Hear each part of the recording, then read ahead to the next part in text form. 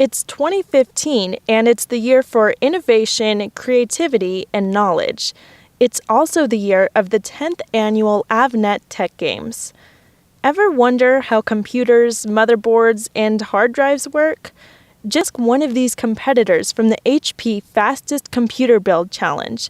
They'll tell you it's no easy feat, but it's highly rewarding. It's definitely a good experience to get involved with either hardware, software, robotics, anything like that, anything technology-based. And if anything, it's a good thing to put on your resume as well. Resume building and hands-on experience equaled a successful tech games for George Delgado and Rafael Zamora, who say they also plan on participating next year.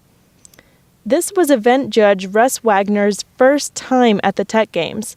He said, "This event gets people excited about the ever-changing world of technology." And Avnet, having done this for many years and being able to participate in the community and bring people in an entertaining, interesting, and fascinating event, I think is really a good thing to do. Members from the winning team each received a $1,000 scholarship and a desktop computer from game sponsor HP. Just two of many benefits for participants in this year's Fastest Computer Build Challenge.